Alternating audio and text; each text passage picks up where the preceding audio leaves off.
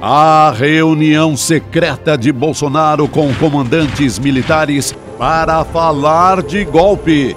E o general Augusto Heleno na mira da CPMI. Rosa Weber dá voto histórico em sua despedida do STF e coloca o aborto no centro do debate. Investigado. Sérgio Moro vira alvo do Conselho Nacional de Justiça. O mega desastre ambiental provocado pela Braskem em Alagoas. A série de reportagens exclusiva de Heloísa Vilela. O ICL Notícias, segunda edição, está no ar.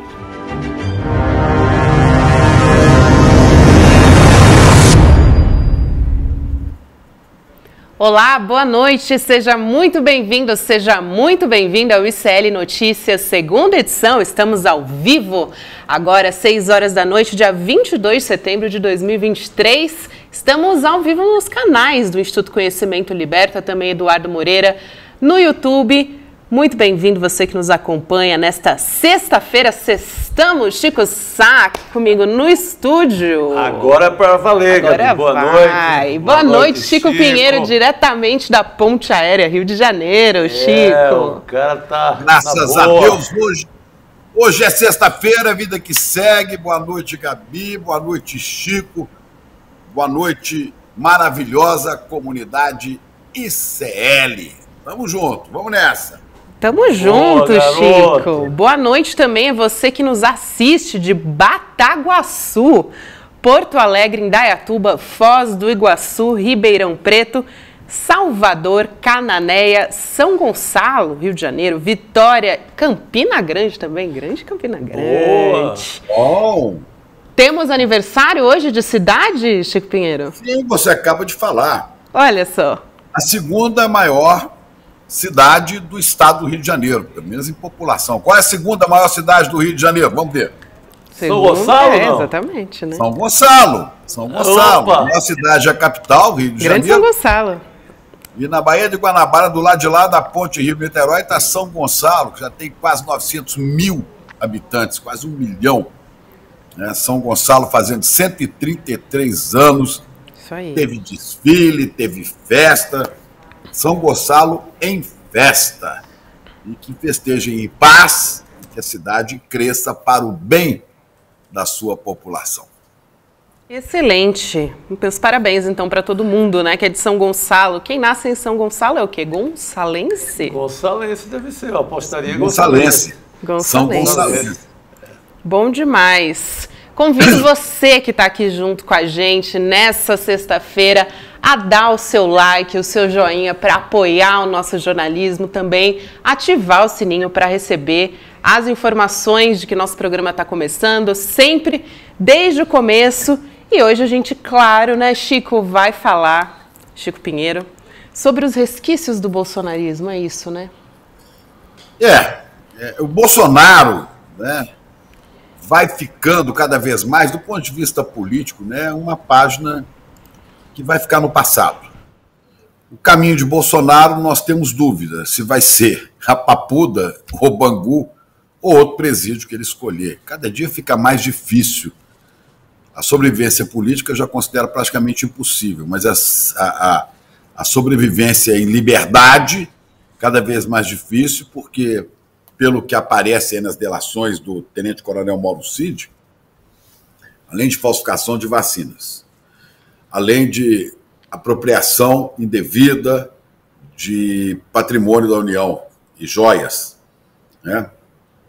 Além de crimes cometidos pela pandemia, ao recusar, negar vacinas, outros dados de corrupção, vai se juntar à tentativa de golpe, que agora começa a ficar mais nítida, preparação do golpe.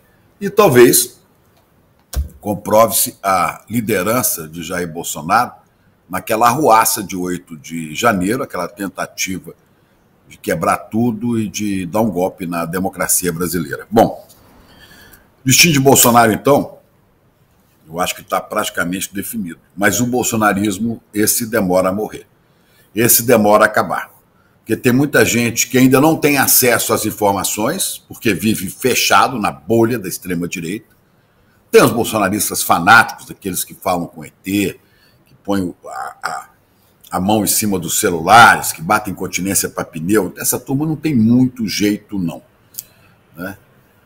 Então, esses são os fanáticos. As pessoas que votarem em Bolsonaro por equívoco vão se corrigindo e vai ficar para trás. Mas esse bolsonarista continua. E com eles, muitos e muitos e muitos ligados às forças de segurança.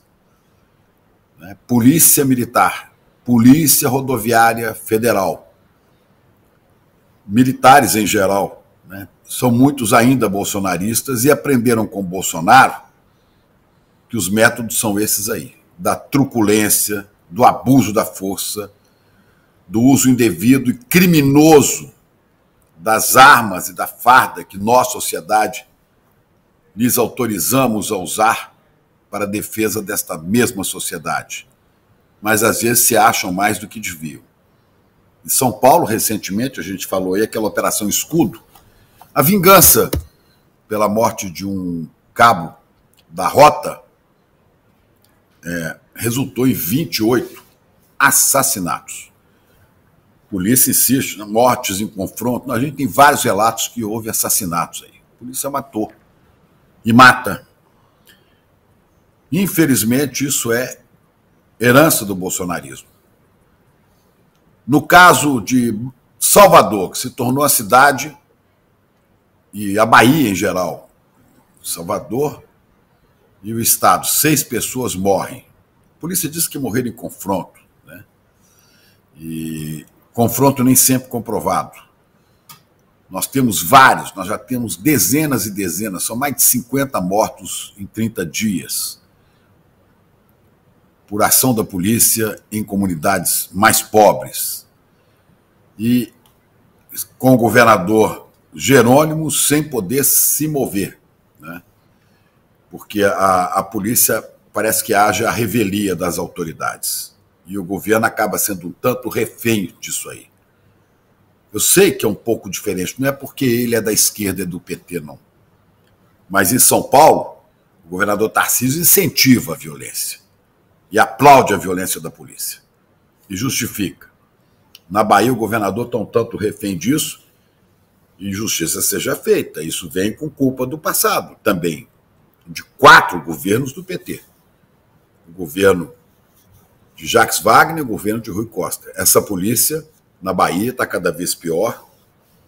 São vários e vários mortos e é preciso que isso acabe. É preciso que o país defina uma política de segurança pública, que os estados adotem essa política, uma política que leve a polícia a defender a população ao invés de atacá-la.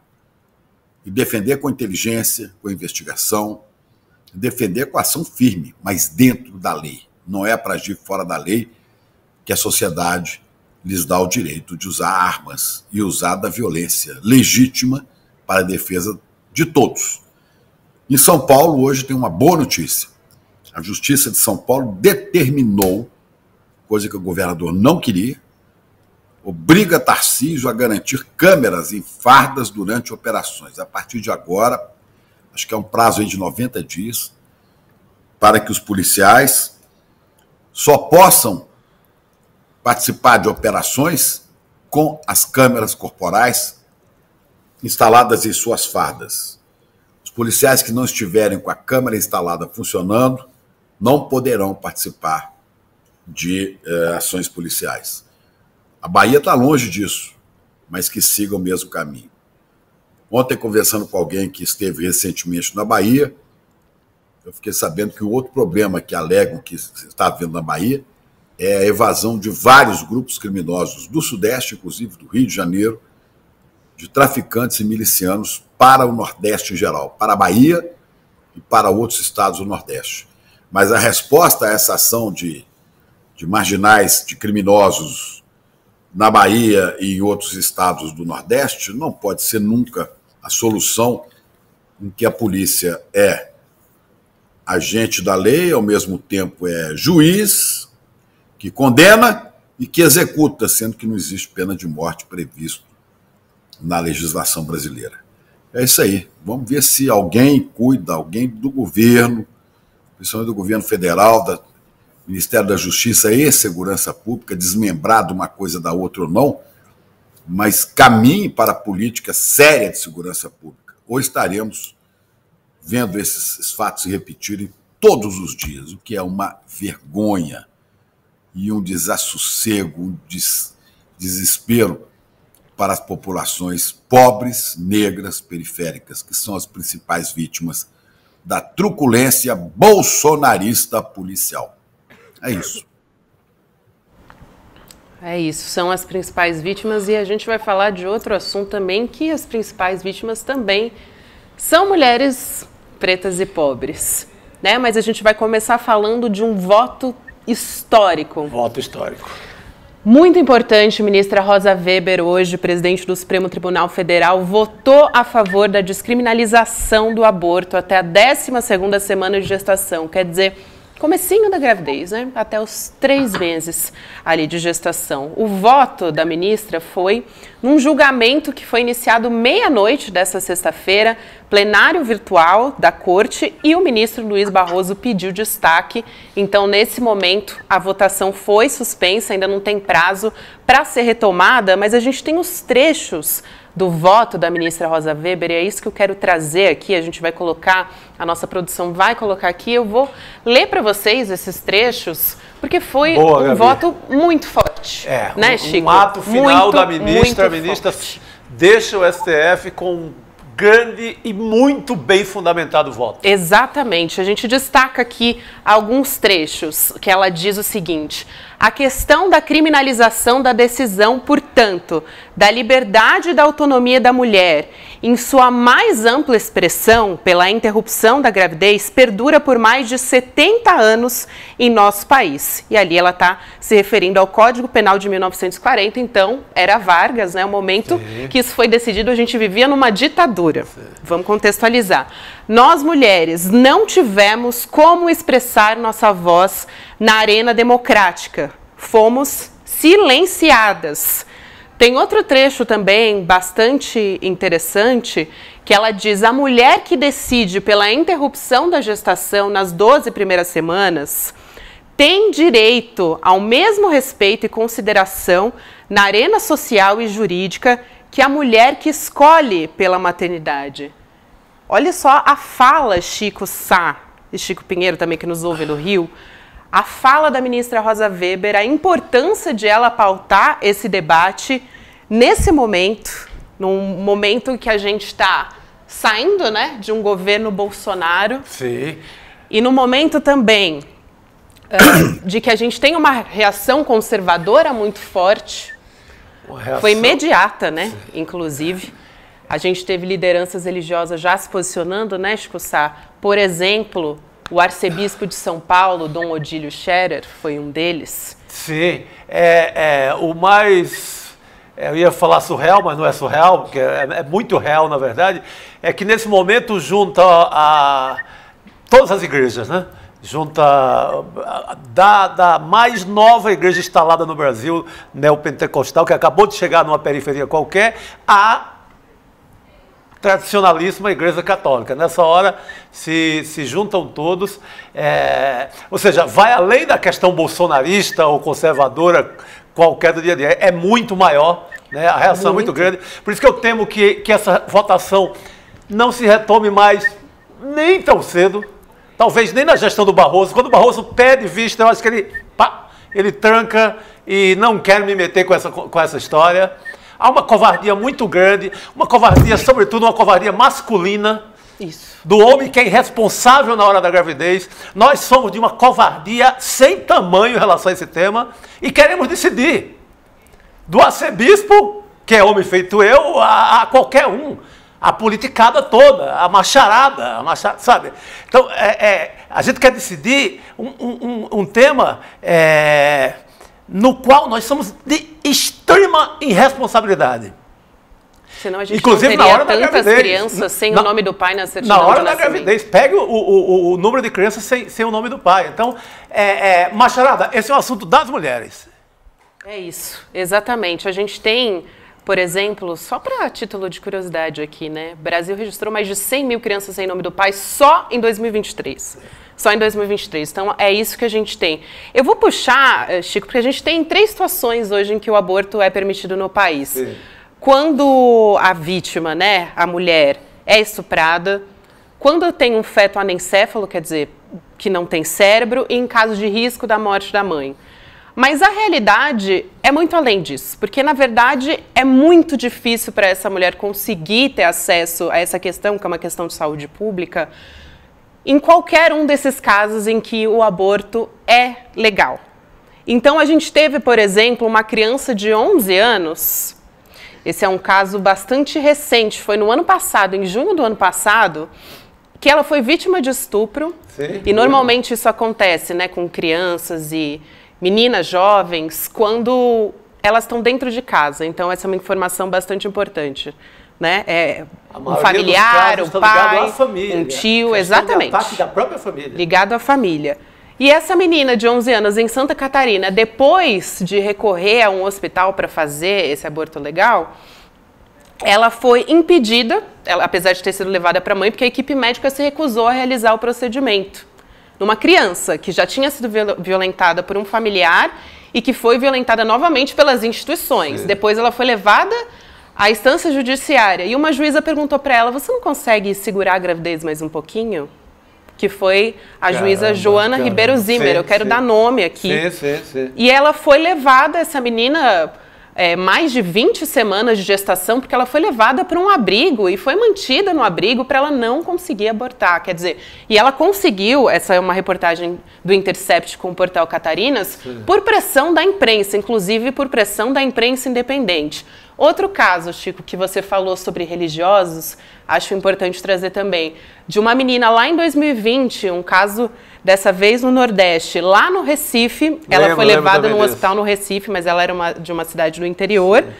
E ela também foi vítima, ela tinha 10 anos de idade, né? E foi vítima de um tio, sucessivas vezes, engravidou. Sim. E um monte de gente foi fazer vigília, religiosos foram fazer vigília para que ela não conseguisse abortar. Sim, essa menina teve que ir escondida dentro do carro. A turma da Damares inteira, houve uma grande mobilização, estiveram lá na frente da... Eu lembro dessa história. E aí vem o jornal O Estado de São Paulo hoje e publica um editorial dizendo que quem decide é o povo. Olha lá. Quem decide sobre o aborto é o povo. Não há nada na Constituição que deslegitime a legislação vigente, nem que impeça sua mudança, mas a alteração manejada pelo judiciário seria intolerável violação de soberania popular. Não é caso de decisão da sociedade. Eu falei da Damares, eu insisto na Damares por uma questão de simbologia, que ela está muito ligada a essas questões nos últimos anos no Brasil, e como o Chico falou do bolsonarismo, a Damares é também um desses resquícios que ficou do bolsonarismo. Isso só pode ter sido escrito por um homem. Por um homem que pensa como a Damares. O Ghost to Write é um pouco a Damares desse editorial, só pode. Sabe?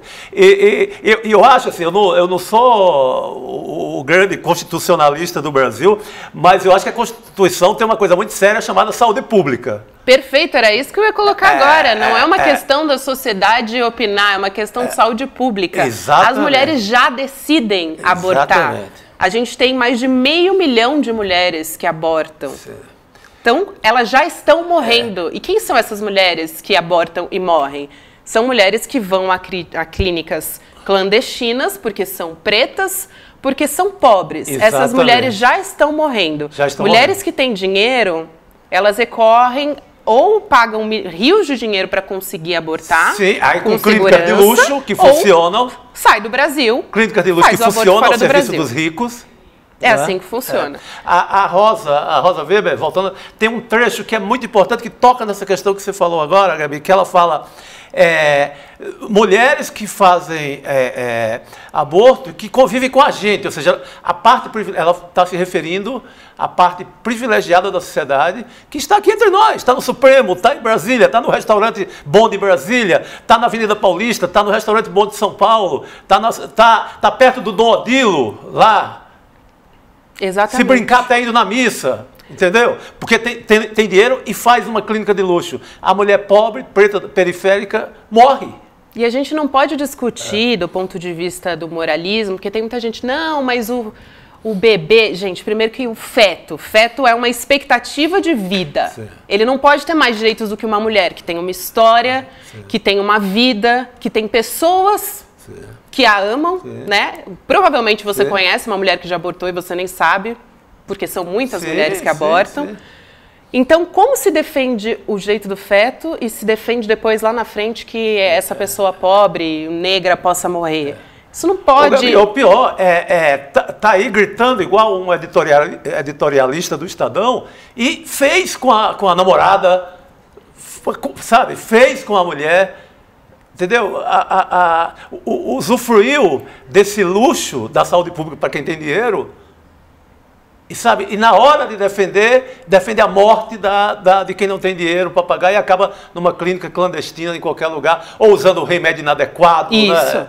E por aí vai. Só para fechar a questão dos dados, Brasil tem uma morte a cada 28 internações por falha na tentativa de aborto.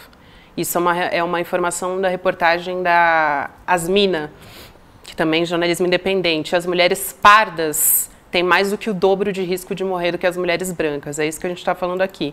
E já que eu falei de meninas, de mulheres jovens, 1 em cada 2 mulheres fez um aborto na juventude, antes dos 19 anos de idade. Então, a gente não pode decidir do ponto de vista moral enquanto as mulheres estão morrendo, porque elas estão morrendo. É isso, né? Bom, vamos dar uma olhada no tweet também do Dom Odílio, claro? Por favor, Francisco. Não, porque eu fiquei aqui assistindo, eu queria falar também sobre esse assunto. Fica à vontade, Chico. Obrigado. Primeiro eu queria registrar, para você veja, Gabi, Chico, como é importante você ter mulher no Supremo Tribunal Federal. Eu não consigo imaginar um ministro do Supremo, do sexo masculino, dando o voto corajoso e histórico que Rosa Weber dá hoje. Talvez esse voto só tenha sido possível porque vem de uma mulher. E não são todas as mulheres. Rosa Weber teve coragem de dar esse voto histórico. Isso é uma coisa a ser registrada. Outra coisa, Chico, parece muito maior o leque da rejeição religiosa a esses temas, né? Muito maior do que esse que vai da Igreja Católica aos evangélicos. Vamos tirar a dúvida em breve, porque está nas mãos de qual ministro que você falou, Chico? O ministro que está... Não, o Barroso pediu vistas. Sim, você sabe qual é a religião do ministro Luiz Roberto Barroso?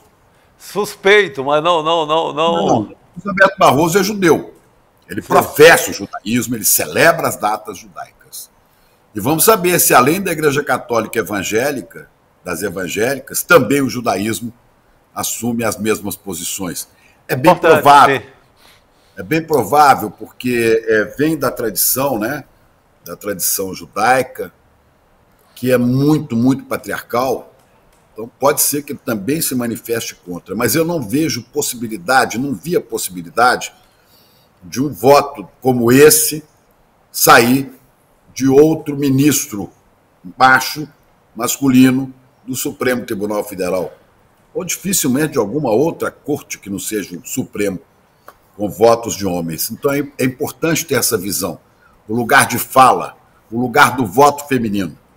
É muito importante. A outra coisa que eu vejo e considero uma hipocrisia é a ignorância das pessoas quanto ao aborto, que a Gabi falava há pouco, os abortos que são praticados clandestinamente no país e que são gravíssimo problema de saúde pública e que não são considerados nessa hora. Porque as mulheres que têm dinheiro, que têm posição social, abortam de qualquer maneira. Sempre tem, de qualquer maneira ou não. Abortam quando precisam, porque tem apoio para isso, né? Apoio técnico, inclusive. Enquanto que as mulheres pobres, não. Não, eu não estou querendo que o aborto seja estendido a todo mundo. O aborto não pode ser, né, uma questão de controle de natalidade, de planejamento familiar. Não se faz isso com aborto. Absolutamente não. mas esse direito de decisão é da mulher. E cabe à sociedade, e mesmo, a meu ver, né, mesmo a quem professa uma fé cristã, cabe à sociedade assumir o papel que Jesus assumiu diante da pecadora que ia ser apedrejada e dos sacerdotes da época. Né? Quem não pecou, atire a primeira pedra. Alguém julgou? Alguém te julgou? Eu também não te julgo. Então, essa é a decisão da mulher. E os religiosos, católicos, evangélicos, seja lá quem for, deviam estar preocupados em dar amparo às mulheres que engravidam, às meninas que engravidam, para ajudá-las a decidir qual o caminho que vão tomar diante de uma gravidez indesejada e muitas vezes forçada. Eu vejo muito pouco apoio nessa hora. Né? A mulher, Chico, é assim, larga para lá. Né? E o cardeal? O cardeal. Os cardeais são assim, são todos machos, né? E eu me lembro aqui de Caetano Veloso, na música O Haiti, né? Quando ele fala da pena capital, e o venerável cardeal disser que vê tanto espírito no feto e nenhum no marginal. Olha que interessante. Os cardeais costumam ver muito espírito nos fetos e nenhum no marginal. Porque se há um aborto, a gritaria na Igreja Católica é uma coisa terrível.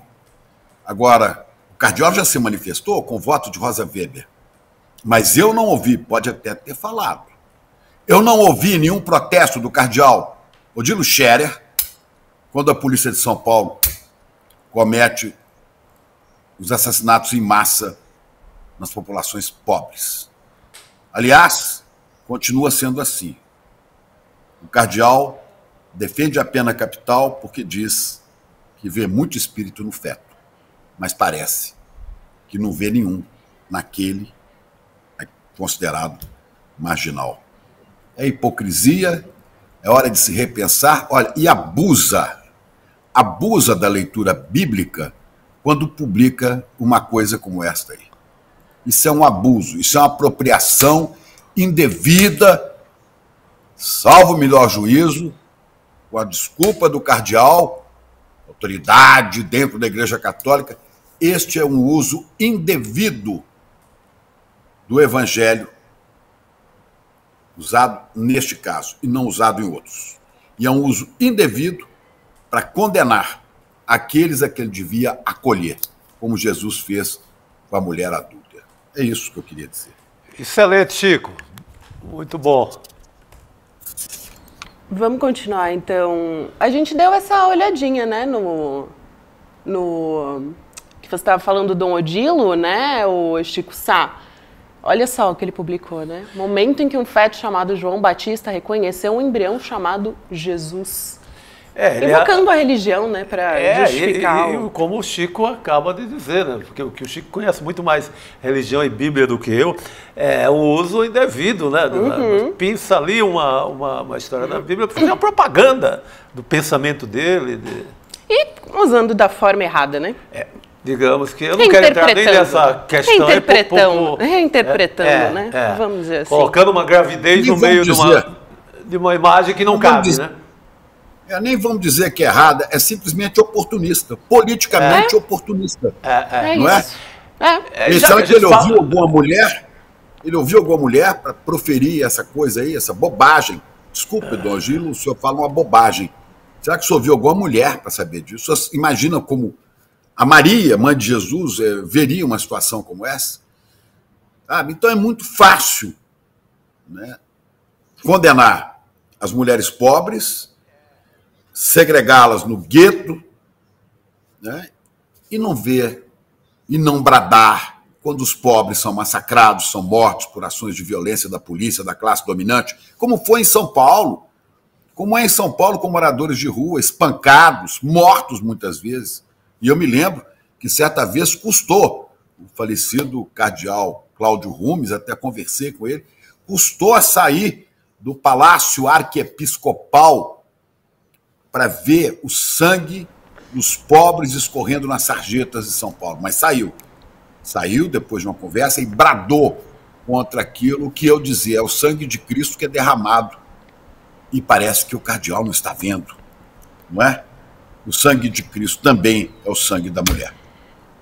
Eu acho muito bom a ministra Rosa Weber ter essa coragem, porque eu não vejo isso no Supremo, e nós vamos saber como é que um judeu analisa quando pede vista esse tipo de conduta. E surpreendeu, ministra Rosa Weber, né? Positivamente nos surpreendeu, ainda bem. Sim, ela termina... Ainda que a gente não saiba qual vai ser o caminho a partir de agora. Mas ela termina com uma dignidade. Muita dignidade, exato. E discutindo a questão certa, saúde pública, né? O direito da mulher, sabe? Não cai nessa firula nem religiosa, nem moral, nem comporta. Gente, é preciso manter a mulher viva e ela ter o direito ao corpo, ela fazer o que ela quer, sabe? Isso é muito importante. Eu recomendo até para quem não... Porque a gente destacou só alguns trechos, né? Mas para quem não leu, leia o voto completo, porque é muito forte. São 103 páginas. Vale a pena, né? Mas está lá... Vale muito a pena. Que ela vem desde 1940, ela dá contexto à história, o que evoluiu... Antes de sair falando bobagem por aí, né, gente? Vamos dar uma estudada. Vamos dar uma estudada, que é importante. Vamos falar sobre o trecho da delação de Mauro Cid também que vazou. Ele teria dito, vamos colocar dessa forma, que Bolsonaro recebeu do assessor Felipe Martins uma minuta do golpe. Você deve se lembrar, a gente está falando sobre isso desde ontem. E que ele, Jair Bolsonaro, levou para os comandantes militares. O plano teria tido apoio, então, de Almir Garnier, o almirante da Marinha. E hoje uma matéria do jornal Valor Econômico colocou mais uma pitadinha, mais um molho nessa história. Segundo a jornalista Maria Cristina Fernandes, o então comandante, né, do Exército, General Freire Gomes, ameaçou Bolsonaro de prisão se ele seguisse com o plano. A frase foi a seguinte: se o senhor for em frente com isso, serei obrigado a prendê-lo. Gente, Guga, boa noite para você. Já comecei jogando essa bomba no seu colo, simplesmente. O que faltou para prender o homem, Guga? O que faltou? Tá vendo? Deveria ter agido, né? Porque ter agido já de imediato. Ele estava... o famoso tragou e não... fumou e não tragou, que o Lênio falou ontem e tal. Se trata de golpe, pô, quer golpe. Não tem como tratar isso de uma maneira educada e diferente. Né? Pois é, golpe é golpe. Claro, foi uma reunião, segundo relatado pela Maria Cristina, ela conseguiu se aprofundar um pouco mais neste ponto da delação, né, que até ontem a gente sabia que Almir Garnier, ele teria, segundo o que tinha vazado pelo UOL, ele teria topado, teria dito que estava só ao aguardo de uma ordem. E aí, nesta reunião, que teria sido com os 3 comandantes das forças, o comandante Freire Gomes do Exército teria dito que, olha só, se for nessa daí, eu seria obrigado a prendê-lo.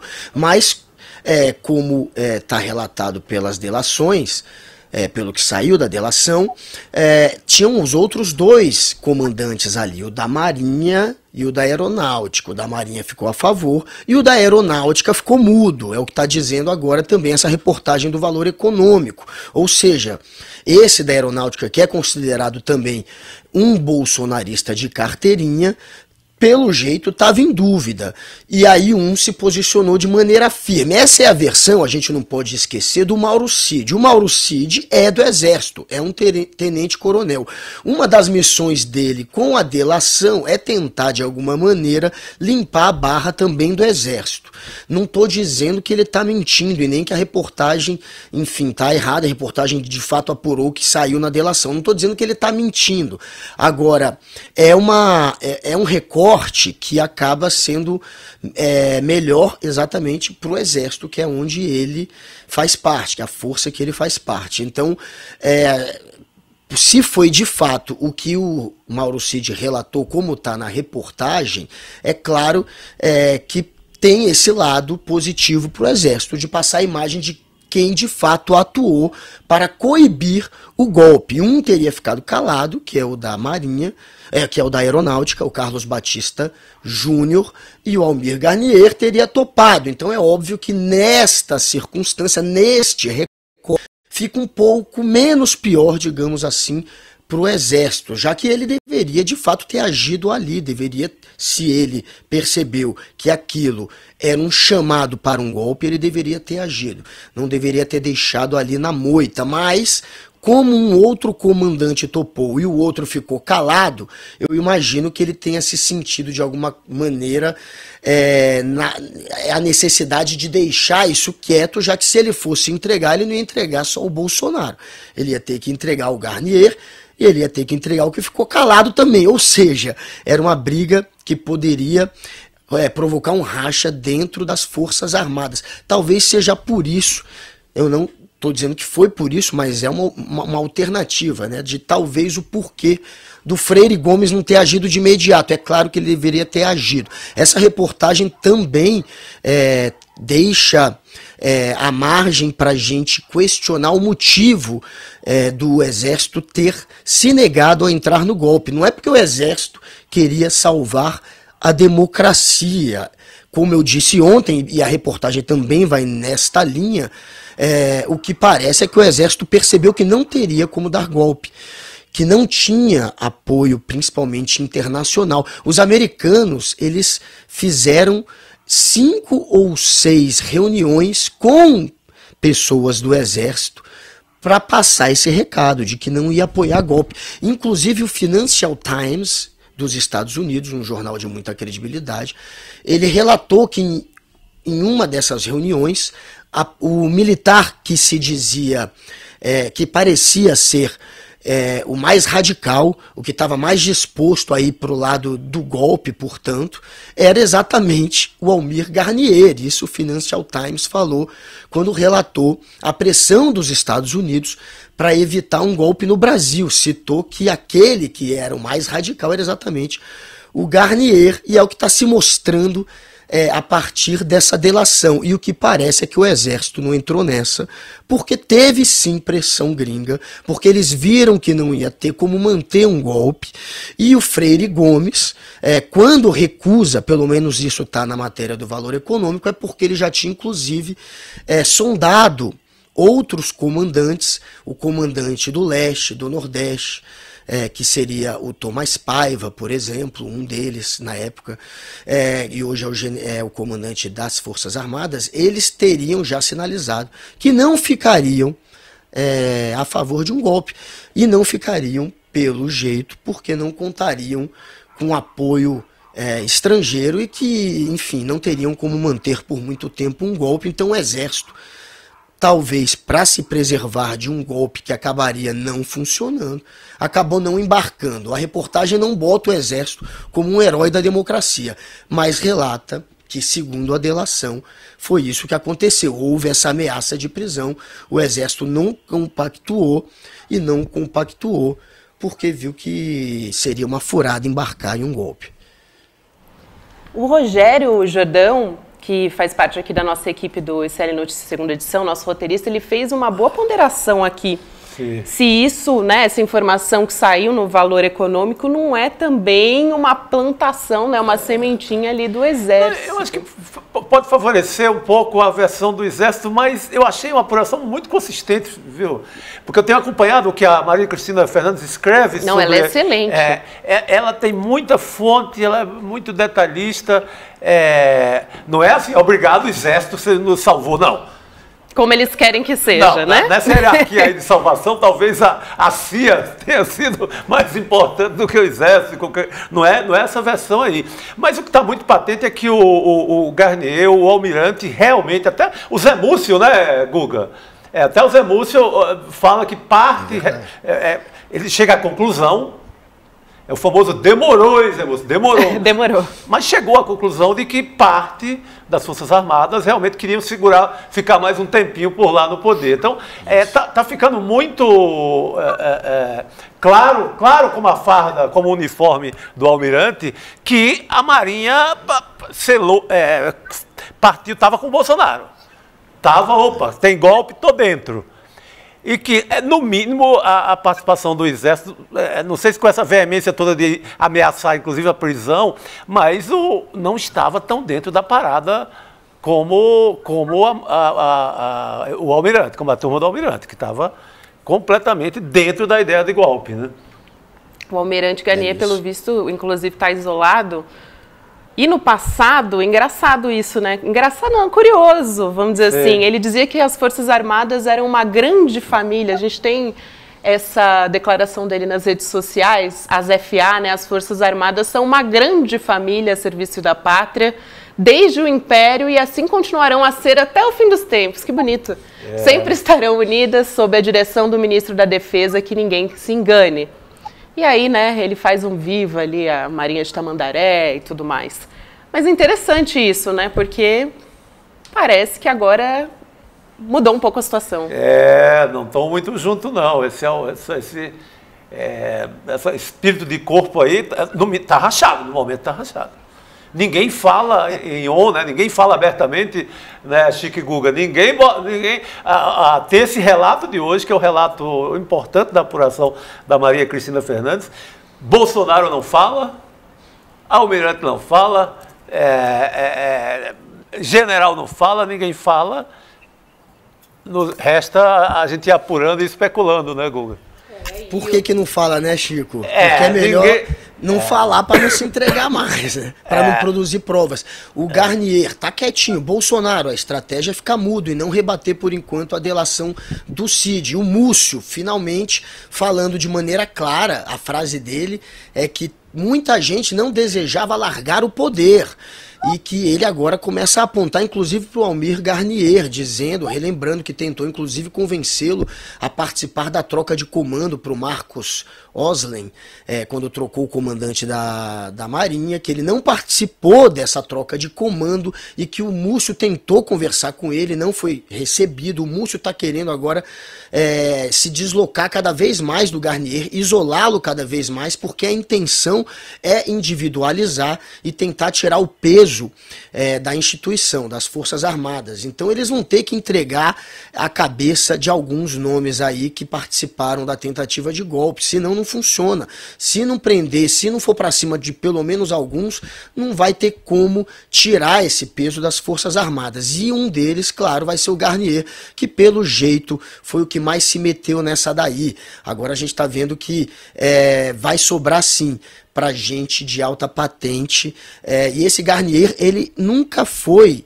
qualificado bastante para virar o comandante da Marinha, né? Ele foi colocado ali realmente por uma forçação de barra do Bolsonaro, que queria colocar um bolsonarista, e funcionou.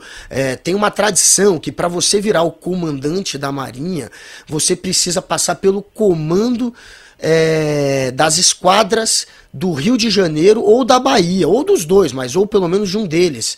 E o Garnier não tem isso no currículo. Ele foi o primeiro a assumir o comando sem ter essa experiência.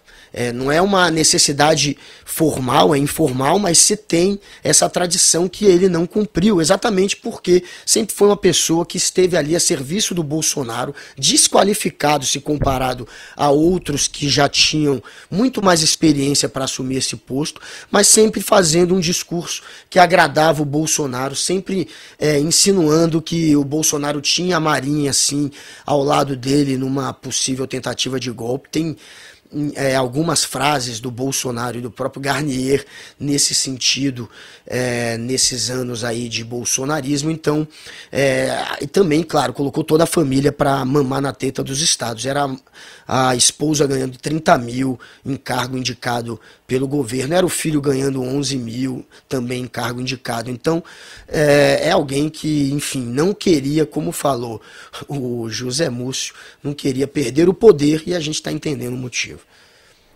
Não queria largar, no caso não é o osso, não queria largar o filé aí dessa parada, né? Quem quer? Não, exatamente. É interessante isso, né? Como o Múcio também sempre se colocou, né, Chico? Ele trata, né, as Forças Armadas como um poder moderador, e agora está nessa situação também um pouco difícil para ele, depois de dizer, não, a gente deve aos militares e tudo mais. Né? Aí agora começa a dizer, mas teve essa parte que não queria, quando ele afirmava tanto que as forças estavam unidas e tal, querendo dar aquela amaciada na história, e eu acho que começa a ficar complicado, inclusive, para o Zé Múcio permanecer no cargo. Porque agora já aparece essa versão, ele não sabia... escondeu essa parte, já que ele que ele tentou um diálogo com a parte da Marinha? Fica, infelizmente o Arthur Lira não quer saber desse cargo do Zé Múcio, né? O Centrão não quer conversa. Não tem muito dinheiro nessa área, não tem muito dinheiro, né, Guga? E só tem confusão, então... Vamos seguir aqui falando sobre esse assunto ao longo da semana que vem. Vai render muito, Guga. Boa sexta-feira para você, bom final de semana. Boa noite, Gabi. Boa noite, meus queridos Chicos. Até semana que vem. Boa noite, querido. Continuam aqui comigo e a gente agora vai entrar num trio. Eu queria só completar aqui. Por favor, Chico. Posso completar aí e falar sobre a questão do Exército também, não? Você vai mudar de assunto. Não, pode falar a respeito disso, até porque, né, Chico, a gente tem o... Não, pode levantar a mãozinha aí, fica à vontade. É que eu tinha umas observações a fazer, mas pode tocar para sobre José Múcio, vai lá. Vai lá. Eu acho o seguinte, o nosso editor do ICL, o Rogério Jordão, você disse que ele escreveu aí com muita propriedade, né? Nós temos que pensar se isso não é uma plantação também do Exército. Eu não diria só do Exército, né? O Mauro Cid é um oficial que está abandonado por Bolsonaro. Ele está tentando salvar a própria pele. E tem muito o que dizer. É o cara que mais tem o que dizer sobre Bolsonaro. Agora, certamente, o Mauro Cid não pode também ficar abandonado pela sua farda, pelo Exército. Então, a delação de Mauro Cid, ao mesmo tempo que fala o que tem que ser dito, ele não fica mal com os militares. Eu não sei e não consigo acreditar que o general Gomes Freire, né, tenha dito exatamente para Bolsonaro, eu vou ser obrigado a prender. Não acredito que seja exatamente esse o termo. Eu vou dar voz de prisão, né? Não acredito. Se tivessem tão assustados assim com a perspectiva de um golpe, esses generais não teriam tolerado, né, e até apoiado golpistas que cometiam crimes, o que é crime previsto no Código Penal, artigo 359, se não me engano, né, o crime de golpe de Estado que era cometido diante dos quartéis, naquela palhaçada daqueles acampamentos, né, que tinham apoio de vários generais, do Braga Neto, do Pazuello, do general Vilas Boas, que era o chefe, inclusive, do atual comandante, Tomás Paiva. Vilas Boas, que está numa cadeira de rodas, com problema de saúde, mas a esposa dele esteve lá, a filha também. Sim. O general Heleno, o general Paulo Sérgio, que está sumido aí, e sempre tem alguém da igreja no meio, né? Que coisa. Bom, então esses generais todos do Exército, que se refere do Exército, por omissão, participaram daquilo que resultou nos atos do dia 8, guardando, protegendo aquelas pessoas que cometiam crimes em frente aos quartéis. Então pode ser uma coisa oportunista, também, eu volto a essa expressão, agora é dizer, não, o Exército não participou disso, o general chegou a chamar a atenção de Bolsonaro, né? Agora é bom lembrar também que esses rumores saíram aí, que o governo estadunidense, através inclusive da embaixada, teria levado ao conhecimento da cúpula militar, e provavelmente do Exército mesmo, a informação de que não apoiaria um governo golpista no Brasil, um governo que destituísse aquele que foi eleito democraticamente. E mais, que aí mexe com o bolso. Os militares brasileiros têm vários acordos de cooperação, de intercâmbio com os militares dos Estados Unidos. Isso desde a Segunda Guerra Mundial. Sim. É um diálogo permanente, troca de favores, academia militar para lá, academia militar para lá, né? Apoio de várias formas, eu não sei precisar, mas parece que inclusive apoio material também. E o governo norte-americano teria feito chegar ao conhecimento dos nossos chefes militares que, em caso de um golpe, não só não teríamos o apoio deles, nós brasileiros, o governo brasileiro, não teriam, né, os golpistas, não teriam o apoio deles, americanos, estadunidenses, como poderiam ter imediatamente a ruptura desses acordos, que ia complicar muito a situação. Então é bom olhar isso com muito cuidado, né? Porque você acaba pegando aí um almirante para boi de piranha, não que ele não mereça. Né? Almirante no Rio, não no mar, para boi de piranha. Não que ele não mereça, se é que o Mauro Cid falou é verdade, esse almirante tem que ir em cana mesmo, né? Mas que não tirem os olhos do verde oliva não, porque o Exército tem muito o que dizer. Eu quero saber como é que eles ficaram sabendo disso e ficaram calados, como é que eles toleraram aquela ruaça na porta dos quartéis, né, e apoiaram. Há muito o que fazer. E eu gostaria que, ao invés da polícia e das investigações levantarem os nomes dos generais, dos oficiais envolvidos nisso, que as forças, como eu disse ontem, revelassem à sociedade. Aqui no nosso grupo teve fulano, fulano e fulano que participou disso. Então estão aqui os nomes, participaram. Sim. E os entregassem à justiça. Sabe o nome disso? Qual é? Sabe, Chico? Se chama covardia. Boa, disse tudo. É mesmo, é isso mesmo. Colocando os pingos aqui nos is. Vamos chamar o Chico Alves pra gente juntar um trio de Chicos agora. Boa. O Chico Alves, se tá combinando com o Chico Pinheiro na camisa e tudo. Boa noite, Chico Alves. Vamos falar sobre CGU. Boa noite, Gabi. Boa noite, Chicos. Falo sobre o que você quiser, você manda. Boa noite, querido.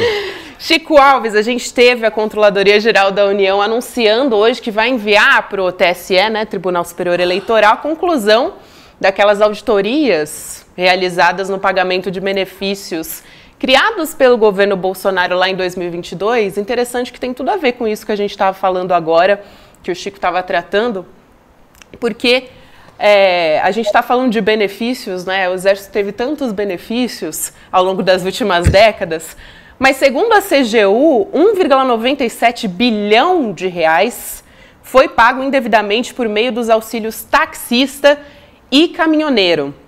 E tem ainda os empréstimos consignados do Auxílio Brasil, vocês lembram disso? 93% concedidos entre o primeiro e o segundo turno e com taxas, né, inclusive justo para os mais pobres, essas taxas, de 50%, bem mais altas do que as oferecidas para os funcionários públicos. Conta essa história aí pra gente, todos os detalhes, Chico Alves. Pois é, quem está contando todos os detalhes é a CGU, está levantando direitinho, com calma, com detalhismo, essa história que dá a dimensão da importância, da pujança da vitória do Lula nas urnas na última eleição. Você vê como o Bolsonaro, o governo Bolsonaro, jogou dinheiro pela janela, botou dinheiro no bolso de muita gente que não estava no escopo desses benefícios, simplesmente para comprar voto. Resumindo, é isso. Foram quase, arredondando, 2 bilhões de reais distribuídos entre o primeiro e o segundo turno, a maior parte, né? A grande parte, para comprar votos, algo que sequer no ano eleitoral nunca foi permitido. Dessa vez foi permitido, a Câmara aprovou isso, e completamente sem critérios, né? A gente está vendo aí já os dados que você deu. Agora eu quero dar um dado aí, são várias informações do absurdo que foi essa distribuição de dinheiro que a CGU divulgou hoje, mas auxílio taxista, 80% dos beneficiados não deveria receber, não estaria habilitado, não estaria naquele limite, não seria o público-alvo desses taxistas que deveriam receber. E alguns nem tinham carteira de habilitação e receberam esse benefício. No caso do Auxílio Brasil, Bolsa Família, né, que hoje é Bolsa Família, né, o consignado que foi liberado, na verdade, o que é o consignado para a Bolsa Família? Quer dizer, é um valor que é é o mínimo para uma família se manter, o Auxílio Brasil na época, né? Era o mínimo para a família se manter, aí você vem numa campanha eleitoral e diz assim, ó, você está recebendo esse dinheirinho, mas se você quiser, você ainda pode pegar dinheiro emprestado. Olha, se a família, aquela família está passando dificuldade, qualquer dinheiro que você ofereça a ela, ela vai aceitar, né? E muitos aceitaram e tiveram que pagar juros nesse consignado em cima desses benefícios de 50%, um juros que representa o dobro do que é cobrado um consignado dos servidores federais. Ou seja, a Caixa Econômica Federal, nessa época, a Caixa Econômica Federal, tradicionalmente, é conhecida e reconhecida como o Banco do Trabalhador, o Banco do FGTS, por onde as pessoas recebem seus benefícios. Nesse caso, a Caixa Econômica era contra o trabalhador, contra o povo brasileiro, porque estava oferecendo dinheiro que depois era cobrado a um juro extorsivo de 50%. E 5 mil famílias dessas pegaram empréstimos consignados com parcelas que comprometiam mais de 40% do seu benefício. Ou seja, a pessoa recebia aquele dinheiro, ficava feliz e tal, pensava assim, vou votar nesse governo aí, no Bolsonaro, que está me dando a oportunidade de pegar um crédito consignado. Depois ia pagar um valor de parcela que levava quase metade do seu benefício. Ou seja, era completamente, era um plano maquiavélico que realmente a gente é de espantar que a campanha de Lula, dessa frente ampla que se formou, tenha conseguido suplantar essa chuva de dinheiro que Bolsonaro fez cair na cabeça dos eleitores. Não, o que só mostra o tamanho dessa vitória, né, Chico? Chicos. Xará, Chicos. Pois é, eu acho uma loucura, porque foi uma derrama, né? Soltaram dinheiro de todo jeito e foi praticamente um milagre. Um milagre, né? O Lula vencer essa eleição, porque esses caras irrigaram. Bolsonaro mandou soltar dinheiro para todo lado, de todo jeito, é dinheiro para caminhoneiro, é dinheiro para taxista, é dinheiro para cá. Só que uma hora alguém tem que pagar essa conta, né? Ou tem que ser cobrado de alguém. Que além disso ainda teve todo aquele esquema de fraude, tentativa de fraude, usando Polícia Rodoviária Federal, esse negócio todo. Quer dizer, eu acho que isso aí tem que aparecer mesmo e saber tudo que foi gasto. Foi gasto demais, foi uma farra completa, com apoio, inclusive com apoio e sustentação do Centrão, do Arthur Lira, da Câmara. A gente viu isso, né? Agora, o Chico Pinheiro... Pode ser Rolex. Pode ser Rolex e Patek Philippe pagando de volta, vocês não acham? É uma boa. Mas o descontrole no setor de penhora, né? No setor de penhora lá, né, Chico? Tem que devolver tudo lá. Isso. Olha, o descontrole foi tanto que a Caixa Econômica Federal, isso é também um outro alerta, a Caixa Econômica Federal, que infelizmente está prestes, né, a ser repassada para o controle da Arthur Lira. Esse episódio aí, essa derrama de dinheiro, mostra os absurdos que podem acontecer com um banco do tamanho e da importância da Caixa Econômica Federal, da Caixa, nas mãos de alguém que vai usá-la politicamente.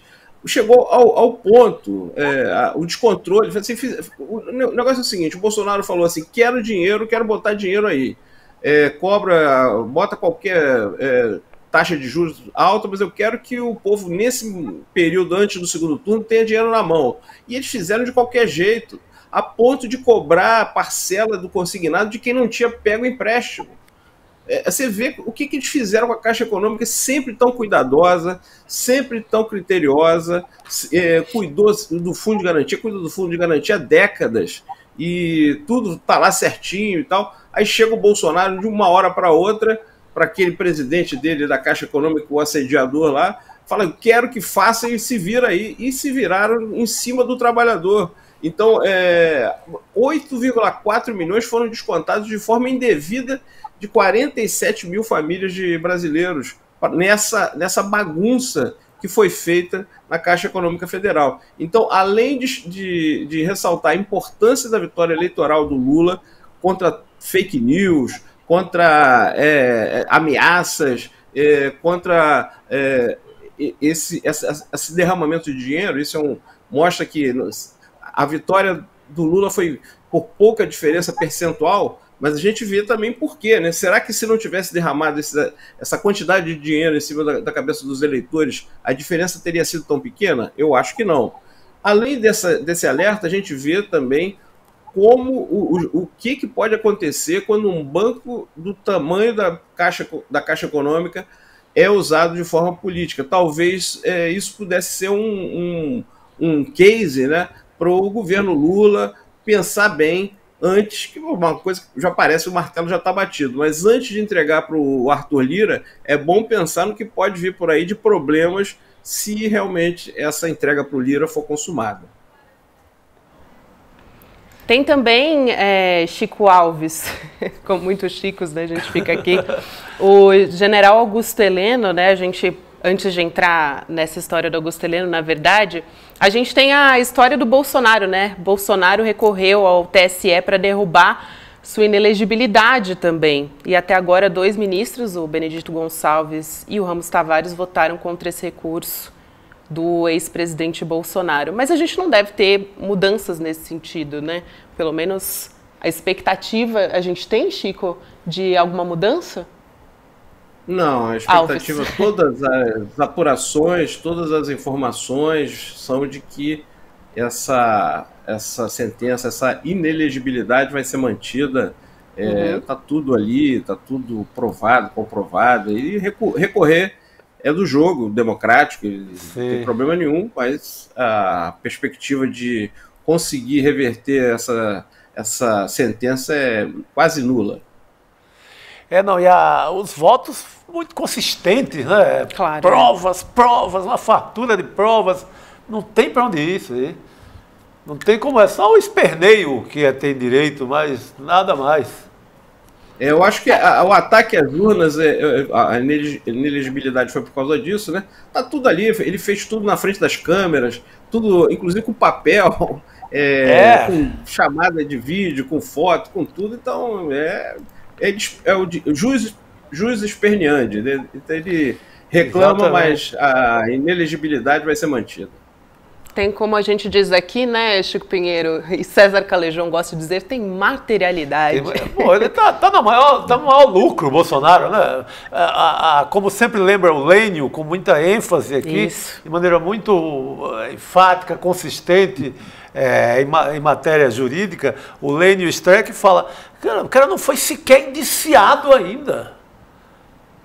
Sabe, fez toda uma patifaria de golpe, cartão de vacina, genocídio. Sequer, Gabi, não foi indiciado. Indiciado o quê? Quando a polícia, o Ministério Público notam sinais de participação, indícios de participação em crimes.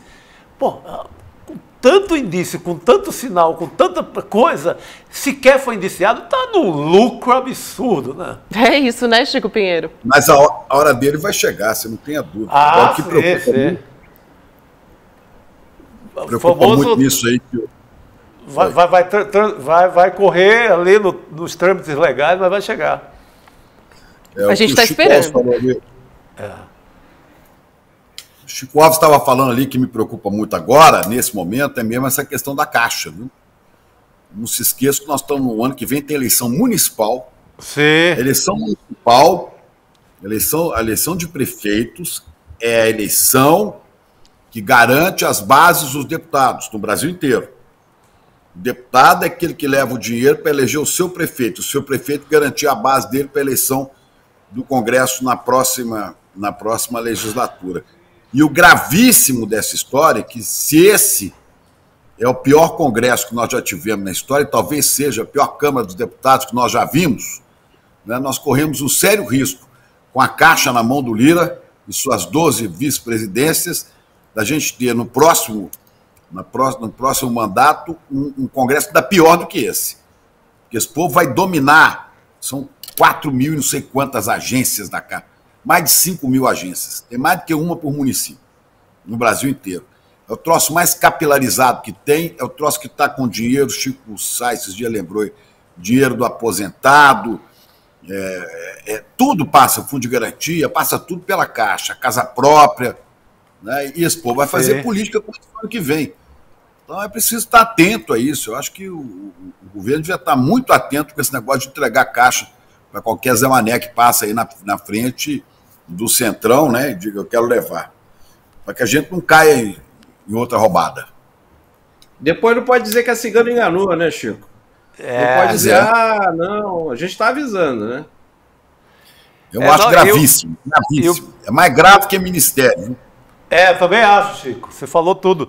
E com essa perspectiva da tal porteira fechada, eles não querem sequer que tenha um diretor ou outro do corpo técnico lá, porque pode atrapalhar as intenções do Centrão, né? As intenções da turma do Arthur Lira. Então eles querem porteira fechada, todas as diretorias nomeadas pelo Centrão. Então já viu, é bagaceira, é desgraceira em ano eleitoral. É isso aí. Perigosíssimo. É aí que eles ganham o poder de fato, esse pessoal reacionário. Chico Alves, boa sexta-feira para você. Vai sextar agora, né? Descansar. Bom final de semana. Um beijo, até semana que vem. Obrigado, Gabi. Bom final de semana para você também, para o Chico Pinheiro, para o Chico Sá e para todo mundo que está vendo a gente. Até a próxima semana. Todo mundo fica louco no chat quando entram os três Chicos. Querido. Nossa audiência fica louca. Eu adoro o trio de Chicos. É Chico demais, né? É Chico demais. A música que você cantou essa semana. Se tu quiseres, Chico. Se tu me quiseres. É isso aí. Agora a gente tem convidado aqui nos aguardando, né? Por isso que a gente se despediu de Chico Alves, deputado Rogério Correia, deputado federal pelo PT de Minas Gerais. Já começo dando boa noite para o deputado e abrindo a conversa, não tem como. Deputado, boa noite. O general Augusto Heleno vai ser ouvido na próxima terça-feira pela CPMI. O que a gente pode esperar desse depoimento? E também Alan Diego, né, acusado de planejar ali um atentado à bomba no aeroporto de Brasília. Semana que vem promete. Tudo bom, Gabi? Um abraço para você e para os Chicos, né? Uma chicaiada. Rapaz, a festa de Chicos. Dois alvinegros aqui. Dois alvinegros. Nós, Galo, e o Chico Sá Santos. Eu também sou alvinegra, mas corintiana. Alvinegra do Parque São Jorge aqui também. Tem mais um. Então é tudo alvinegro, viu? Tudo alvinegro. O Chico Pinheiro é o nosso Chico Mineiro. É isso? Então um abraço para vocês. Olha, pessoal, a CPMI está esquentando e nós já estávamos preparando para fazer o relatório, indiciar o Bolsonaro. Nós vamos indiciar ele com mais força agora, porque o bicho está pegando. Aquele Wellington Macedo que foi lá, deixa eu só contar um negócio para vocês. No final das contas, ele ficou tão isolado porque os bolsonaristas não quiseram defendê-lo ali. Ele chamou todo mundo lá, dos deputados e tal, no vídeo que eu apresentei, de traidores. Chorou que estava sendo abandonado. A Elisiane Gama, senadora, relatora, ofereceu uma delação premiada para ele, consultou advogado e topou, viu? Então, os fantasmas de Bolsonaro estão aparecendo. Ele fechou, deputado? Está fechado isso? Está fechando. Diz que topa, o advogado está esperando os últimos documentos e nós vamos mediar uma delação premiada. Então, dois fantasmas de Bolsonaro. O Wellington, que adorava ele, né? Era o mito dele. Quis até botar uma bomba para poder incentivar que houvesse um estupim golpista e a partir daí as Forças Armadas entrassem, né? Era isso que ele queria. E também o Mauro Cid. Então são dois personagens e duas delações importantes. O Mauro Cid conhece tudo Bolsonaro e o Wellington Macedo conhece de quem financiou e como é que se deu o acampamento, como é que se uniam os golpistas dentro daquele acampamento. Ele tem muito a contar. Vai ser uma delação importante. Agora, além disso, vem agora os generais, que é o que estava faltando na CPMI, né? Todo mundo cobrando, generais vão, general não vai. Nós agora entramos na fase de escutar os generais mais de cima, principalmente depois da delação do Mauro Cid. Então, veja bem, semana que vem vai o general Heleno. Na outra semana vai o Braga Neto.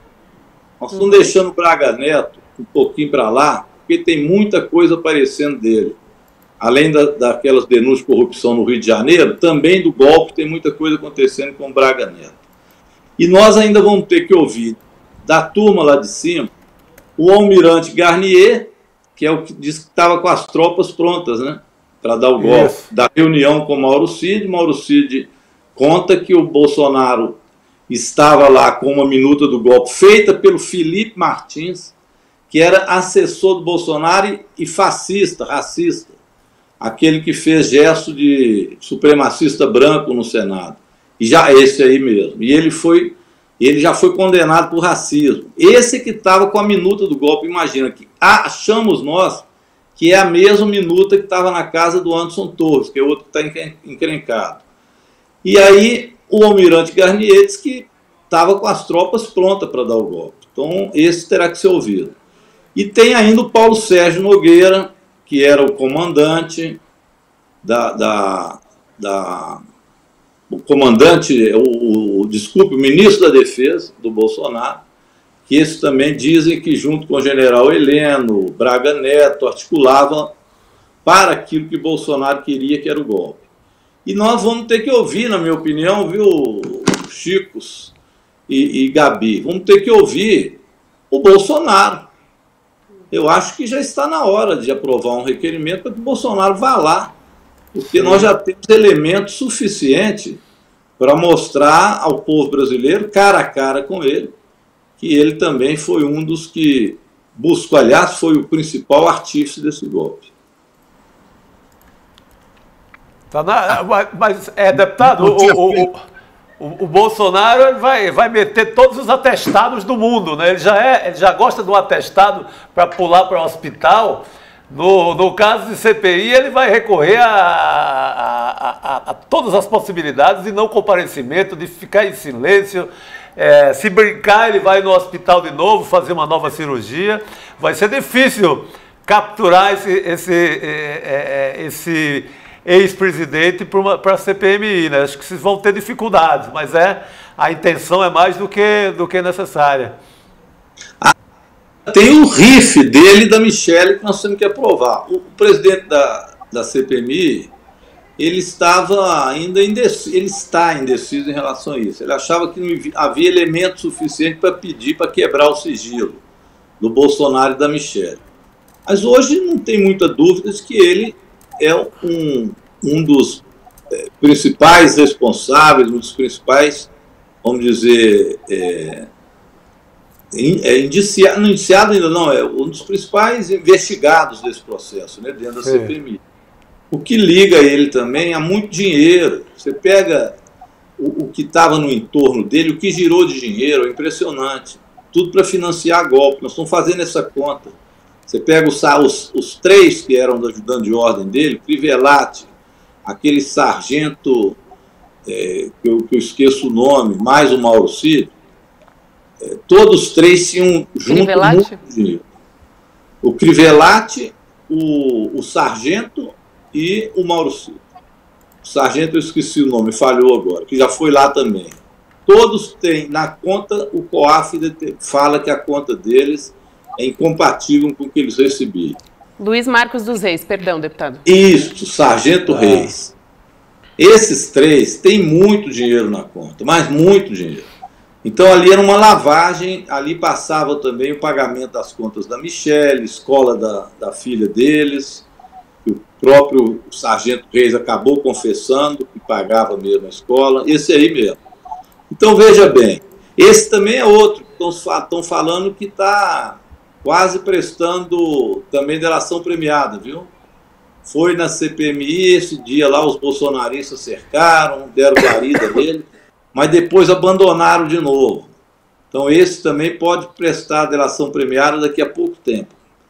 Então eu acho que está fechando o cerco mesmo, né? E o Bolsonaro hoje, não tem dúvida, é o principal que nós temos que investigar. Chico Pinheiro? Deputado, eu queria só saber, havia um pedido seu já, estava protocolando, eu te ouvi falar semana passada, do depoimento do Bolsonaro. Vocês vão chamar ele para depor logo? Essa é uma questão. E a outra é o seguinte, como é que vocês vão conduzir uma CPI em que os ministros bolsonaristas no Supremo a inviabilizam? Não é autorizando alguém a ficar calado, não, como ficou o Mauro Cid aí. Dizendo que a pessoa não tem que comparecer. Quer dizer, acaba a CPMI. Né? Como é que vocês vão resolver isso? E eu queria saber sobre esse depoimento do Bolsonaro, que se o Bolsonaro tiver que depor, você tem a dúvida que os 20% dele não vão aparecer e falar, não, o senhor não tem que ir lá? Então, Bolsonaro nós temos que aprovar o requerimento. O primeiro empecilho é o presidente da CPI colocar em votação. Mas nós vamos colocar na ordem de prioridade dos nossos requerimentos o Bolsonaro. Então, vamos ver. Ele pode dar essa sorte de cair na mão, o habeas corpus dele, um dos ministros terrivelmente bolsonaristas, né? Que são os que estão impedindo a testemunha de lá. Nunca vi isso na vida. Impede a testemunha de ir. Foram duas testemunhas importantes, viu, Chico? O Crivellati, que até hoje é o ajudante de ordem dele, e que tem toda a relação com o Sargento Reis e com o Mauro Cid. O Crivellati é o homem que também intermediou a venda das joias. Então ele tem a ver também com a intermediação do cartão de vacina falso para ele fugir e a joia para acumular dinheiro. E fora tudo que ele sabe da vida dele. E aquela Marília, que não foi, é aquela lá de trás do segundo turno, que fez a lista que o doutor Anderson Torres mandou, e mandou para a Aquela que era do Ministério da Justiça, né? Depois foi para a Justiça e não organizou inteligência para reprimir os golpistas. Mas lá atrás ela organizou a lista das cidades, que era para a Polícia Rodoviária Federal não deixar os nordestinos votarem nas cidades onde o Lula tinha sido vitorioso no primeiro turno. Essa não foi o depoimento dela é importante, é muita coisa que ela fez a mando de Anderson Torres e orientado por Bolsonaro, que vai do segundo turno até o dia do golpe. Então ela tem a ligação toda. E esses ministros estão fazendo a obstrução da CPMI. Na prática é isso que eles fazem. Eles agem politicamente contra a CPMI. O Nunes Marques e o Mendonça. Todos dois. André Mendonça. É isso, deputado Rogério Correia, muito obrigada pela sua presença aqui. Só para responder ao Chico, o que nós estamos fazendo? Bem, nós fizemos o recurso, viu, Chico, aos dois ministros, o que vale pouco, mas também nós solicitamos ao Supremo Tribunal Federal que coloque no pleno uma definição sobre o que é e unifique uma posição. Porque não dá para cada ministro ter uma posição e alguns ministros não respeitarem o Instituto da CPMI, ou seja, não respeitarem o Congresso Nacional. Você tem razão. Se a moda pega, não vai ter mais CPI nem CPMI. Porque de nada, né? Vai ter CPI de nada. É só de nada. Alguém tem interesse em impedir a ida dos depoentes, acabou. Exatamente. Se ele não tiver que ir, não tem mais CPMI. É isso, deputado. Obrigada. Boa noite para o senhor. Boa sexta-feira. Bom final de semana. Obrigado, pessoal. Um grande abraço para o senhor lá na CPMI. Ficamos na luta lá. Isso, obrigado, deputado. Boa noite. Bom, eu vou chamar aqui o terceiro episódio da série especial do SL Notícias, que a Elo vem tocando sobre um dos maiores desastres ambientais em áreas urbanas do país, um desastre em Maceió, Alagoas, que foi cometido pela empresa Braskem de mineração petroquímica. Foram mais de 50 mil pessoas desalojadas e a gente tem trazido uma série de reportagens especiais aqui. Te dou boa noite, Elo. A gente já vai chamar aqui a sua reportagem especial. Boa noite. Olha, é o maior desastre em área ambiental do mundo, em área urbana. Vamos acompanhar.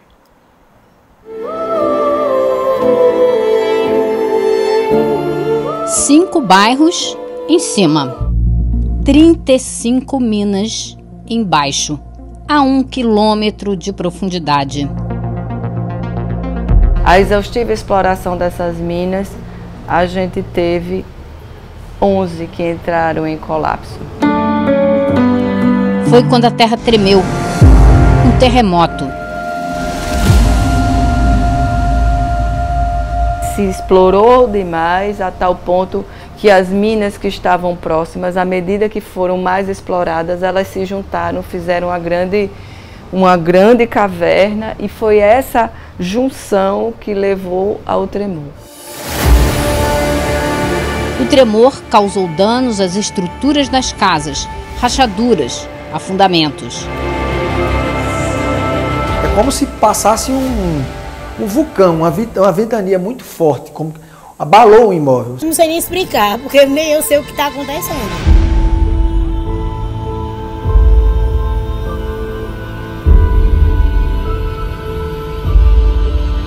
E agora, 5 anos depois do tremor, a água brota do chão. Já aqui a quantidade é maior, olha lá. Aqui já tem correnteza. A gente perdeu o chão. Literalmente, nós perdemos o chão. Quem tirou o chão dessas pessoas tem nome: Braskem, uma multinacional brasileira do ramo petroquímico que há 50 anos explora o subsolo de Alagoas. Apesar de ser constatado, a mineradora nunca, de fato, se responsabilizou por isso e muito menos pediu desculpas, né? Minimamente pediu desculpas pelo que aconteceu. A Braskem interrompeu o curso de vida de milhares de famílias de Maceió. A exploração de salgema debaixo dos bairros mais antigos da cidade provocou um desastre ambiental considerado o maior do mundo em uma área urbana. A gente precisa entender que esse desastre ele está em andamento. Ele não terminou e ele é silencioso porque ele está embaixo da terra. São crateras que estão a 1 quilômetro de profundidade. Gardênia é uma das mais de 50 mil pessoas que não tiveram escolha. Ela passou a infância, a adolescência e o começo da vida adulta aqui, na casa dos pais. A 1,5 quadra de distância, ela criou as filhas. Minha mãe foi grávida de mim para lá, então eu já morava no Pinheiro e nasci lá. Hoje, as casas dela e dos pais se tornaram imóveis abandonados de um bairro fantasma. De repente você está numa rua que não tem mais ninguém, só tem ruínas, e você está sujeita a uma série de coisas, além da possibilidade de violência, a questão sanitária mesmo, né? Você tem ratos, baratas, mosquitos, muitos. Também era aqui no Pinheiro que Kátia recebia os pacientes da clínica de psicologia. Triste. A história era aqui, né? Era, tá ali. Eu nunca tirei a minha placa, tá ali, né? Kátia é o primeiro, minha irmã também é psicóloga, trabalhava aqui. As irmãs tinham 8 salas no prédio. Era um projeto de Kátia para quando se aposentasse, envelhecer no lugar que amava. Muito gostoso, é um bairro que tem uma característica muito boa, ele tem tudo, é um bairro simples, é um bairro que você encontra tudo e um bairro com muito afeto, as pessoas têm muito afeto pelo Pinheiro. A ligação afetiva agora é trauma. Eu também fui uma vítima e eu cuido de vítimas, então por 4 anos eu tive que me segurar muito forte, eu nem pensava, né, na verdade, nas coisas que aconteciam aqui no bairro. A psicóloga ignorou a própria circunstância e começou a atender quem passou a sofrer também com a dor invisível, a depressão. Pessoas que tiveram se desfazer não só da casa, mas até dos bens, porque não cabiam nos lugares que elas foram. Foi destruído aqui, foi muito mais do que isso, né? Muito mais. Foram relações destruídas, né? E como é que você constrói? Você sai daqui, você vai para um bairro que você não conhece ninguém, uma casa que não significa nada para você.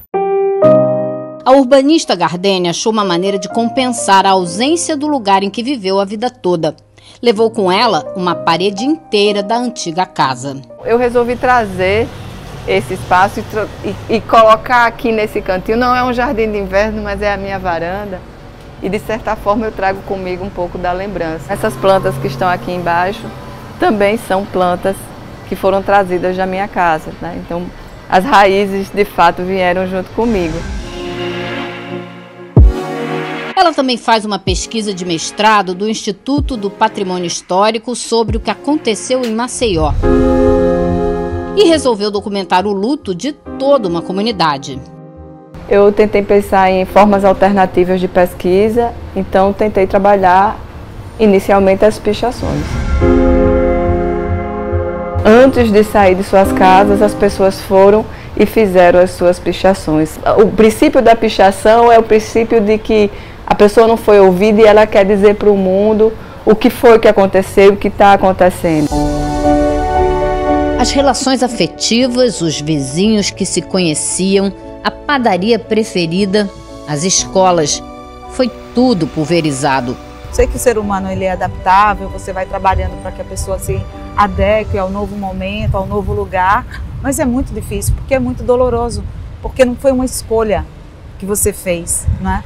Foi uma coisa que foi imposta a você fazer, você se desfazer de tudo que você tinha. Quando é uma escolha, é muito mais fácil você suportar. No próximo episódio, os acordos que a Braskem propôs e a vida de quem está em regiões afetadas e até hoje não foram consideradas áreas de risco. O isolamento e o ilhamento é pior do que o afundamento.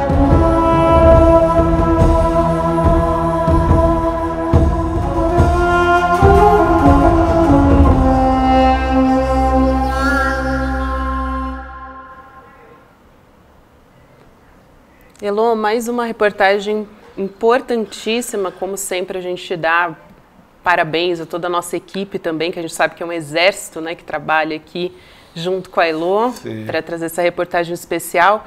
Quero saber, Elô, a Braskem enviou esclarecimentos sobre isso?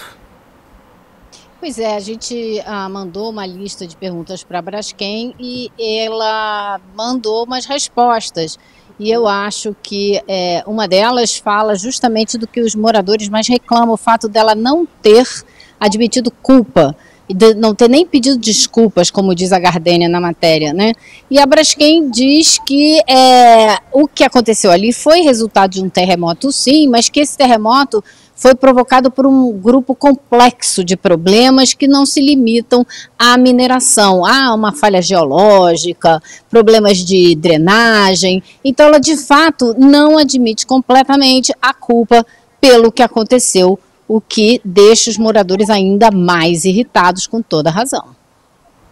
Sem dúvida. Olha aí, Elô, os trechos que você comentou aí sobre o que a Braskem se posicionou. A gente tem alguns posicionamentos, né, sobre estudos técnicos que dizem que foram realizados nos últimos 4 anos.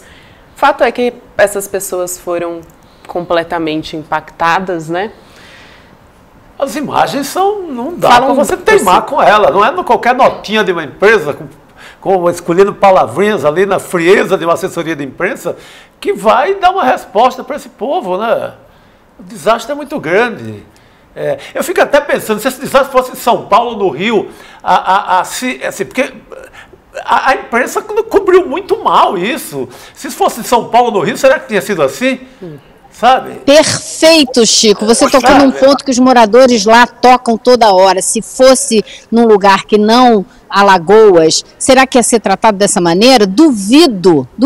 Se fosse no centro de São Paulo, não ia acontecer. Agora, você acha que alguém ia permitir que se fizesse uma mineração debaixo de Higienópolis ou do Leblon? Não ia, já não sairia de cara, é verdade. Isso, mas mineradora, né, faz farra em tudo quanto é lugar, viu? Os caras fazem estrago onde podem. Porque em Minas Gerais, veja, foram 300 mortos lá em Brumadinho. Sim. Foram 300 mortos naquela barragem da Vale lá que rompeu, né? E as pessoas eu não sei de grandes punições, não. Está tudo contornado, está tudo resolvido. Né? Ô Chico, a mineração faz o estrago onde pode? Não, é onde as autoridades permitem. Ah, sim. Assim, onde tocam, eles fazem estrago, não tem jeito. E estamos entregues a esse pessoal. Madeireiros e mineradoras, os males do Brasil são. Se pudesse. Isso mesmo. Falar da saúde e da saúva. Pesado, né? E que segue, né? Você fica ou isolado ou afundado. Só tem duas opções. E o desastre continua se ampliando e a empresa não reconhece os outros bairros que já estão afetados. E ela diz que não são de risco. A gente vai ver mais semana que vem. Não é de risco, não. Exatamente. Vamos continuar acompanhando, Elo. Ainda bem que temos você. Parabéns pelo trabalho. Bom descanso, viu? Boa sexta-feira para você. Boa sexta-feira, pessoal. Um beijo. Boa noite, querida. Vamos acompanhar os melhores momentos dessa semana do SL Notícias segunda edição, Chico? Bora lá. Bora lá. Nessa. Se tu quiseres fazer o editorial de abertura. Vamos fazer esse editorial de abertura. Se tu quiseres, Chico. Se tu quiseres. Lula fez hoje um discurso altivo, forte, em que tocou nas questões do clima, da desigualdade, da fome e da liberdade de imprensa, inclusive fazendo uma veemente defesa de Julian Assange. É um alívio a gente ver que agora, finalmente, o Brasil volta a ser respeitado. O Lula, ele é uma pessoa que já gozava de um respeito internacional. Chora, neném, chora. Eu não estou nem um pouco constrangida, eu estou indignada, eu tenho ódio dessa situação. O cara tentou colocar uma bomba aqui. Visto hoje,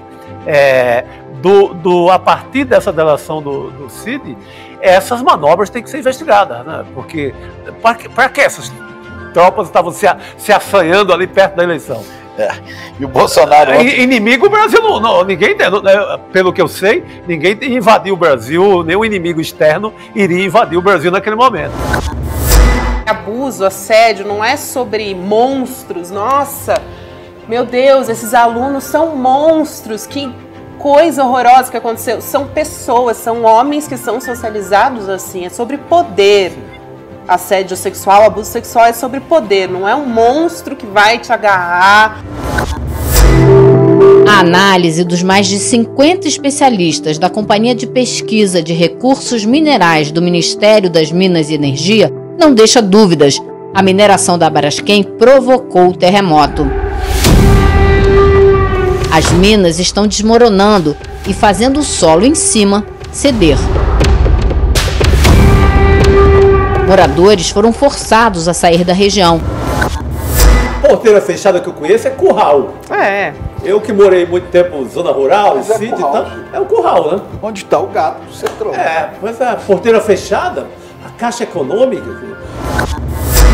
Eu vou Chico Pinheiro. Você imagina, meu filho, eu sobrevivi até os 5 anos de idade. Ninguém me tira a vida.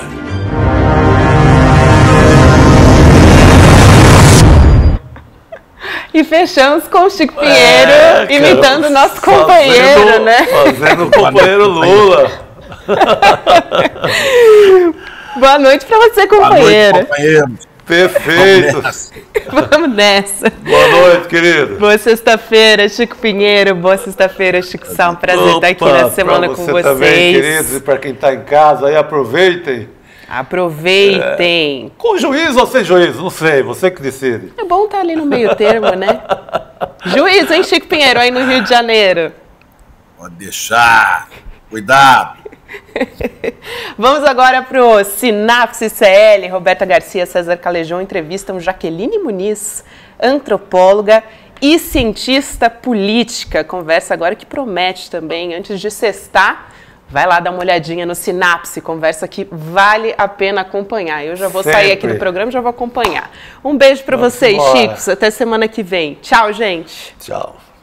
Eu tenho certeza que em menor ou maior grau você sofre com os problemas de estresse e ansiedade. E para aprender o que fazer nessas situações, a gente convidou o Monja Cohen, uma das maiores lideranças espirituais do Brasil, para dar uma aula, uma palestra, no dia 28 de setembro, uma quinta-feira às 8 horas da noite, no horário de Brasília. Para você poder participar é super simples, é só clicar no link aqui em cima ou aqui embaixo. Em poucos segundos e gratuitamente, você vai estar inscrito. Se inscreve agora, chame seus amigos e amigas para participar também. Ninguém pode perder essa aula.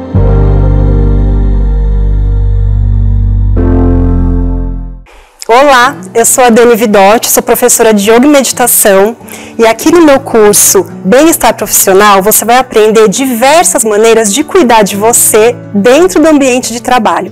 A gente vai falar sobre autoconhecimento, vai aprender maneiras de gerenciar melhor o estresse, a ansiedade, evitar os esgotamentos, evitar chegar num burnout. E se você já teve um burnout, esse curso também é para você, porque você vai aprender maneiras de não retornar àqueles antigos padrões. Aqui nesse curso você vai aprender a trazer equilíbrio físico, mental e emocional. Tudo isso vai colaborar para o seu melhor desempenho dentro do ambiente de trabalho, trazendo motivação, mais energia, mais foco e até clareza mental. Faremos também diversos exercícios práticos e eu espero você. O curso já está disponível aqui na plataforma do Instituto Conhecimento Liberta. Vamos? Olá pessoal, tudo bem? Meu nome é Marco Lourenço, eu sou professor de História e divulgador científico e eu tenho um convite especial para você, que ama futebol, mas sobretudo entende que futebol não é só um jogo. Eu tenho um convite para você participar do meu curso aqui no Instituto Conhecimento Liberta, O Mundo Acontece Entre Copas. Essa é uma viagem no tempo em que a gente pode observar fenômenos políticos, sociais, culturais que impactaram a história contemporânea, observando as Copas do Mundo. Então, se você entende que futebol, história, política, cultura, economia estão todos entrelaçados, não deixe de assistir o curso O Mundo Acontece Entre Copas aqui no ICL, Instituto Conhecimento Liberta.